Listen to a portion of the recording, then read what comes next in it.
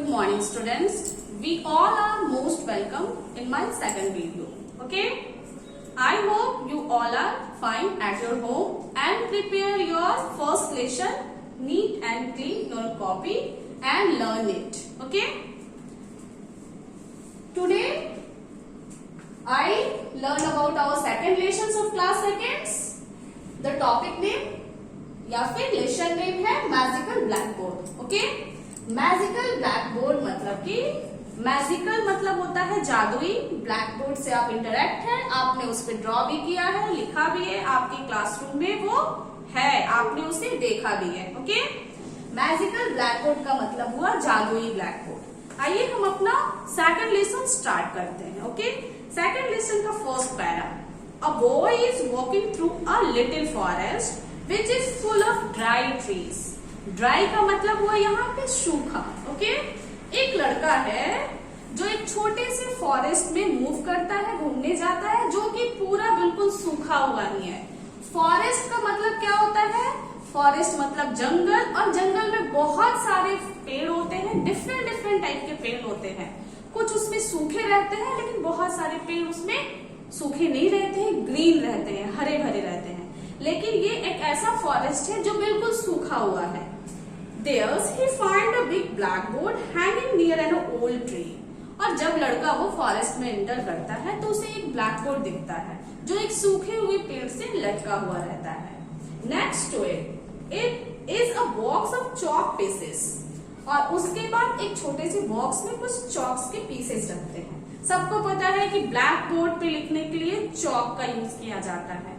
अभी आपके पास white board आ गया है जिसके चलते आप मार्कर का यूज करते हैं, लेकिन इसके पहले आपके पास भी ब्लैक बोर्ड था जिसपे हम लोग चॉक का यूज करते थे. Okay, the boy takes a piece of chalk and start to draw on the board. और वो जो बॉय है वो एक चॉक का पीस स्टार्ट लेता है और बोर्ड पे ड्रॉ करना शुरू करता है कोई सा picture. First he draw a tree. सबसे फर्स्ट में वो एक ट्री का पिक्चर बनाता है. Then a rabbit and then a flower. सबसे पहले वो एक ट्री का पिक्चर बनाता है, फिर वो एक रैबिट का पिक्चर बनाता है, फिर वो एक फ्लावर का पिक्चर बनाता है. मैजिकली जादू हो जाता है. क्या जादू होता है? Whenever he finished drawing a thing, it jumps out on the board. Very soon the place becomes a green forest full of animals playing happily. और मैजिकली यानी जादू से क्या होता है कि जब भी वो लड़का एक फिगर बना के ड्रॉ करता है वो फिगर उठ के फॉरेस्ट में आ जाता है. मीन्स कि वो एक यहाँ पे ट्री बनाया. ओके, एक ट्री बनाया और ये ट्री मैजिकली आके फॉरेस्ट में हो गया. लेकिन ये ट्री जब यहाँ से निकला तो ये ग्रीन ट्री फॉरेस्ट में आ गया. एक यहाँ एक रैबिट बनाया, वो रैबिट फिर फॉरेस्ट में आ गया.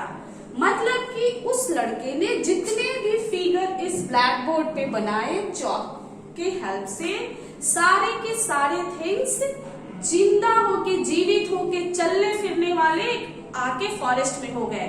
पेड़ बनाया, पेड़ एकदम ग्रीन हो गया. रैबिट बनाया, रैबिट कूदने लगा, खेलने लगा. फ्लावर्स बनाया, फ्लावर्स पूरा फॉरेस्ट में फैल गया. ओके, और जिसके कारण पूरा फॉरेस्ट जो है वो फुल ऑफ ग्रीन ट्री से भर गया, फुल ऑफ फ्लावर से भर गया, और एनिमल्स भी वहां खेलने लगे.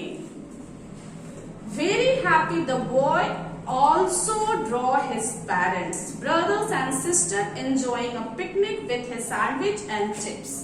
और बहुत खुशी वो जो लड़का था अपने पेरेंट्स का पिक्चर ड्रॉ करता है, फिर अपने ब्रदर्स का पिक्चर ड्रॉ करता है, अपने सिस्टर का पिक्चर ड्रॉ करता है, और सैंडविच और चिप्स बनाता है बोर्ड पे ही, और सबके साथ मिलके वो पिकनिक को एंजॉय करता है. मतलब कि जो भी वो ड्रॉ करता है वो तो रियल में हो जाता है.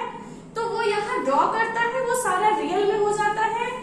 मम्मी पापा बनाता है, रियल हो जाते हैं. सिस्टर बनाता है, रियल हो जाते हैं. सैंडविच बनाता है, क्योंकि वो पिक्चर किसके लिए बना रहा है? पिकनिक के लिए. तो पिकनिक में मम्मी पापा भाई बहन सब होते हैं, उसके साथ में कुछ खाने के लिए भी होता है, तो उसमें चिप्स और सैंडविच बना लेता है. He also draw paper plates and empty tins of soft drinks left on the ground. आप देखिए। और वो सब बनाने के साथ साथ वो कुछ, जैसे कि आप जब भी पिकनिक जाते हैं, कोक लेके जाते हैं, थम्स अप लेके जाते हैं, फ्रूटी लेके जाते हैं, जो क्या करते हैं, पी लेते हैं और जहां पिकनिक मनाने जाते हैं वहीं लेफ्ट कर देते हैं, उसको छोड़ देते हैं। पेपर ले जाते हैं, प्लेट ले जाते हैं, उसमें घर की बनी पूरी सब्जी दही जो भी है खा लेते हैं और पेपर्स को वहीं छोड़ देते हैं। तो बच्चे को ध्यान रहता है कि जब भी मैं पिकनिक बनाने जाता हूँ अपने पेरेंट्स के साथ, ये चीजें भी जमीन पे बिखरी हुई रहती है। तो वो लड़का ब्लैक बोर्ड पे उसको भी ड्रॉ कर देता है। Okay, he does this because this is what happened on their picnic। और ये वो चीज इसलिए ड्रॉ करता है कि उसने पहले देखा है कि पिकनिक में ऐसा ही होता है। But when these bits of letter, LITTER, letter एक वर्ड से, हैवी वर्ड से, जिसका मतलब होता है कूड़ा कचरा। ओके, कूड़ा। Letter comes to life, something wakeful happen around every paper plates and every empty tin. The forest turned grey and this greyness starts spreading everywhere, to the grass, to the flower, to the animals।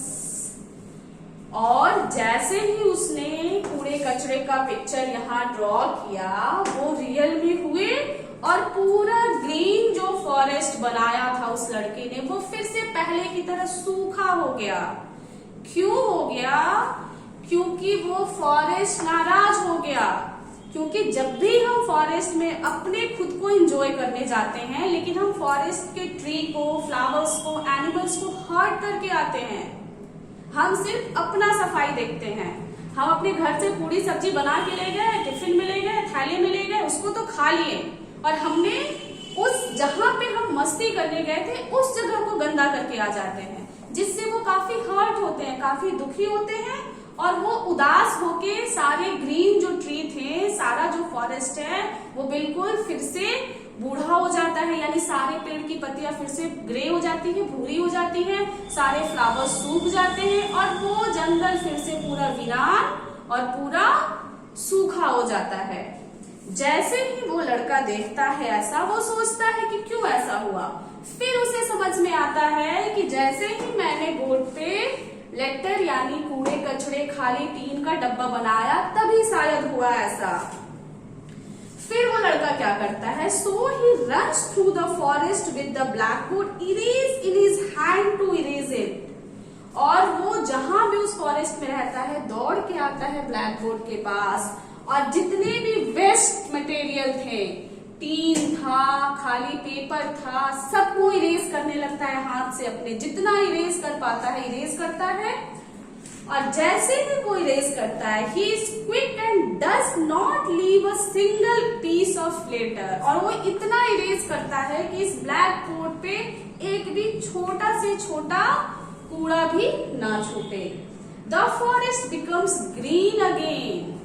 और जब forest देखता है कि इस बच्चे ने मेरी care की, इस बच्चे को ध्यान है कि कूड़े कचरे से मेरा नुकसान हो रहा है, कि यहाँ फ्लावर सारे सूख जा रहे हैं, ट्री सारे सूख जा रहे हैं, तो वो देख के उस फॉरेस्ट को लगा कि ये बच्चा मेरी देखरेख कर रहा है और वो फिर से ग्रीन हो जाता है। क्यों?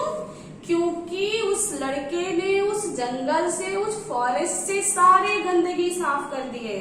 Okay, the animals also look happy. और वहां के एनिमल्स भी बहुत खुश दिखने लगे। The boy and the animals play together for the rest of the day. और बाकी पूरे टाइम वो लड़का और वहां के एनिमल्स जो हैं एक साथ खेलते रहे पूरे दिन, बाकी जो भी दिन बचे थे उसके साथ।